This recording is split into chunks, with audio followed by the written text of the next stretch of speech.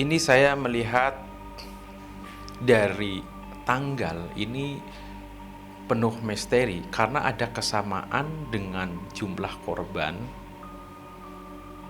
dengan tanggal 11 Mei 2024. Karena memang tanggal itu luar biasa ya, karena itu adalah hari Sabtu. Hari Sabtu itu dalam hitungan weton adalah larangan hari. Karena ini hanya simbol ya, dari nama tersebut itu sebenarnya simbol aja sih, simbol atau artinya itu kekuasaan dan emas. Jadi kalau digabungkan itu kekayaan yang akan dimiliki oleh sang pemilik.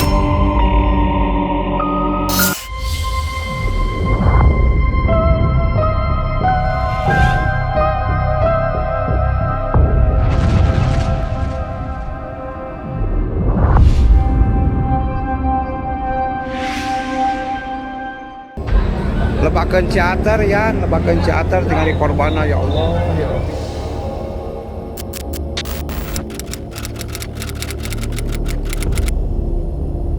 Yang pasti ada ya, karena memang di situ kan tepatnya luar biasa. Pada saat dari asar sampai maghrib itu adalah disebut sandikala. Nah, sandikala itu waktunya di mana makhluk-makhluk halus, jin ya seperti itu dia keluar dari tempatnya. Jadi sandikala itu sebetulnya kita tidak boleh kemana-mana seharusnya ya, kecuali memang sudah di jalan. Nah dalam keadaan pulang seperti itu, pada saat sandikala maghrib, menjelang maghrib atau sesudah maghrib, seharusnya lebih banyak membaca doa-doa supaya tidak terjadi sesuatu. Kejanggalan-kejanggalan yang ada di lokasi ini sangat banyak dan misterinya ini sangat luar biasa, karena saya melihat beberapa wujud dari lokasi tersebut ini. Mereka ini sering mewujudkan hal-hal yang tidak baik atau penampakan-penampakan yang kurang baik, dan sebenarnya mereka ini adalah siluman jin yang ada di situ.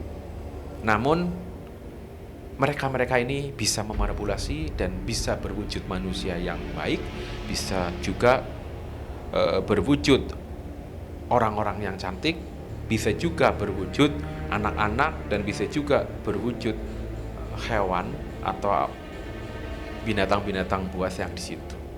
Nah, mereka ini sangat pintar dan sangat cerdik untuk memanipulasi. Dan di sini juga harus hati-hati ketika ada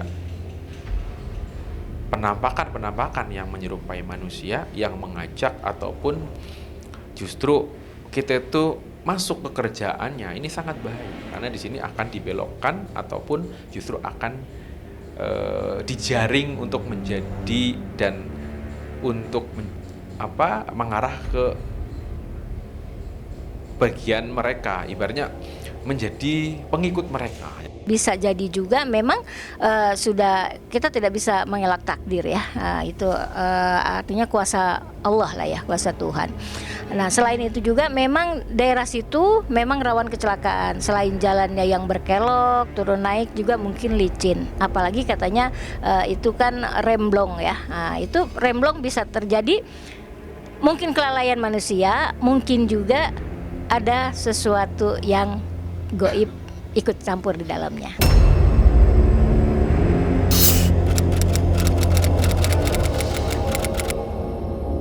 Pada dasarnya bukan mengganggu ya, tapi mungkin mereka terganggu ya kan, karena manusia tidak ada yang niat mengganggu, karena dunia kita berbeda, mereka tidak terlihat oleh kita. Hanya saja pada saat mereka merasa terganggu, mereka akan melakukan hal-hal yang di luar nalar kita.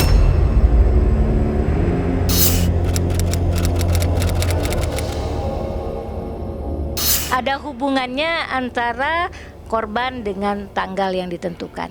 Ini saya melihat dari tanggal ini penuh misteri karena ada kesamaan dengan jumlah korban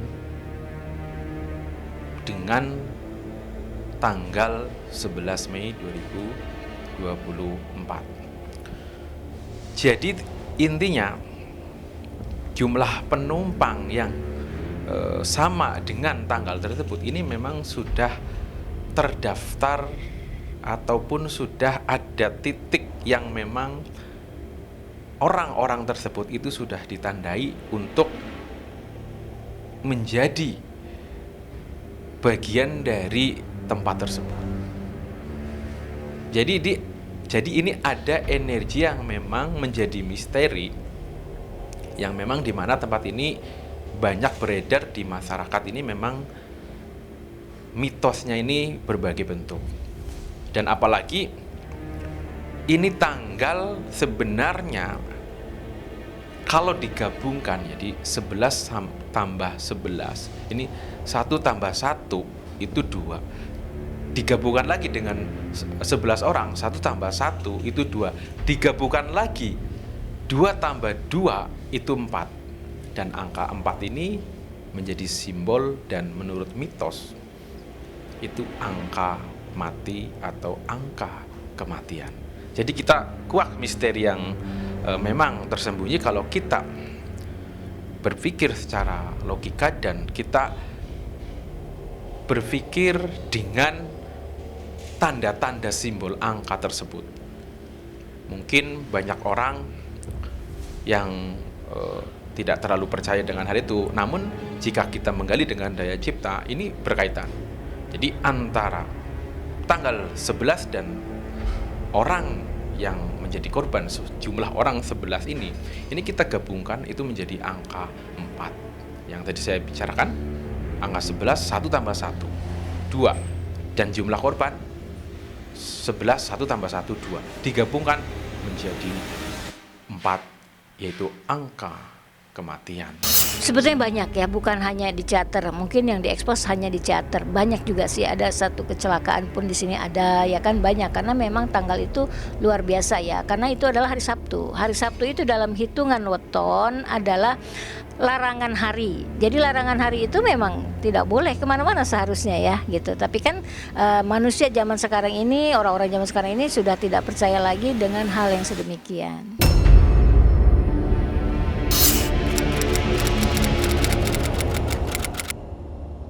Lingga Kencana ya, Lingga Kencana, Lingga itu arca ya, arca ini ya. Nah, ini Bunda punya contohnya.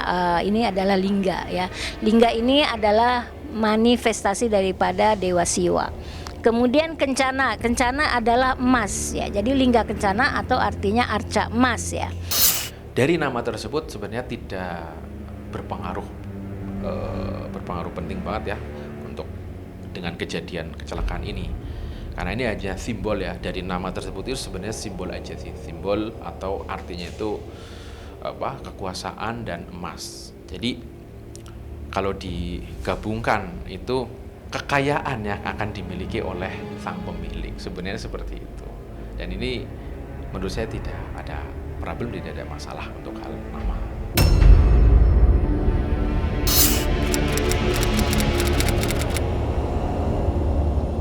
Oke, kalau yang kita lihat ya, itu nomornya adalah 7524 ya. Di situ kalau kita hitungan ya, ini ya, dalam hitungan kita memakai hitungan Jawa atau pakai hitungan Hanacaraka ya. Nah, seperti ini. Dalam Sangsekerta artinya 7 adalah Sabta. Sabta itu hitungannya adalah 15 ya. Kemudian 5 itu Panca. Ya, Panca hitungannya adalah 14 ya, 14. Kemudian Dwi atau 2. Nah, yang terakhir adalah 4. 4 itu Catur, hitungannya adalah 10 ya.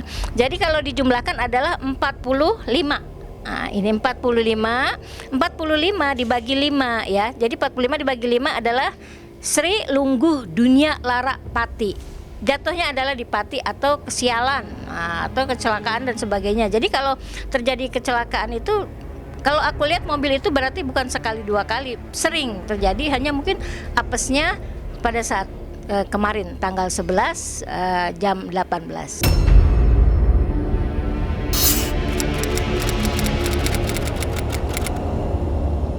Sebetulnya bukan ketumbal ya, bukan ketumbal, tapi memang orang menyebutnya tumbal karena terjadi kecelakaan ya.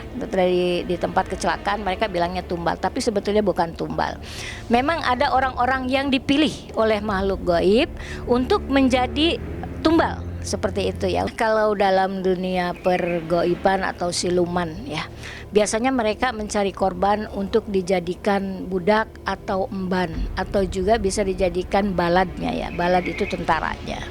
Kalau mereka lebih banyak yang meninggal laki-laki, ini saya tidak mengkait-kaitkan ya, bisa jadi, mungkin saja untuk dijadikan tentara seperti itu, tentara goib ya, gitu. Nah, sementara untuk wanitanya bisa dijadikan dayang, bisa dijadikan emban seperti gitu ya.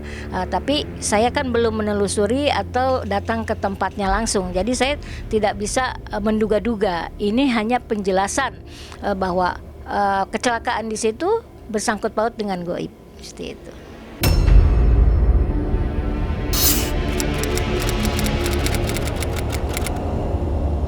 Ya memang ada sosok goib yang menjadi ketua di situ. Gitu. Yang saya lihat ini ada dua yang paling membahayakan. Yang satu ini berwujud seperti genderuwo ya, genderuwo. Nah ini yang cowok. Nah kalau untuk yang bentuk cewek atau perempuan, ini juga memiliki muka atau wajah yang pucat. Namun di dalam wajah ini ada bentuk bibir dan mata. Ini cenderung menyeramkan. Jin laki-laki dan jin perempuan ini memang sudah menjadi penguasa di situ, yang barokso di situ. Ini yang sangat membahayakan, dan anak buahnya ini banyak sekali, terutama korin para korban yang meninggal di situ itu langsung direplika atau langsung diambil tampakan, jadi wajahnya, dari struktur tubuhnya itu diambil, itu langsung diduplikat oleh jin yang ada di situ.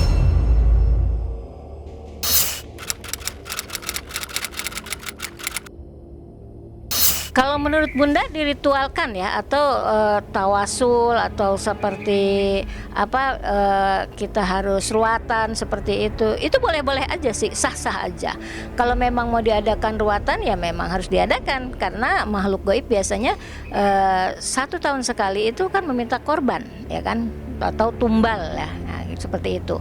Kalau diadakan ruatan itu sebetulnya dikatakan wajib tidak, tapi sebagai rasa minta tolonglah biar diselamatkan atau tidak ada kecelakaan apa, itu sah-sah aja sih sebenarnya.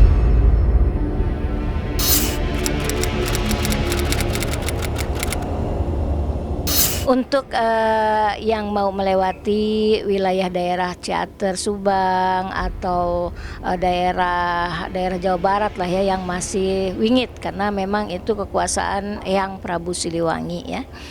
Dan di situ kita harus banyak-banyak berdoa. Yang terpenting adalah salam-salam kepada goib, salam-salam kepada Sang Yang Dangyang, salam-salam kepada penguasa daerah situ. Supaya apa? Supaya kita kan tidak bisa melihat mereka, sementara mereka akan melihat kita, supaya kita tidak mengganggu mereka, jadi mereka tidak akan mengganggu kita.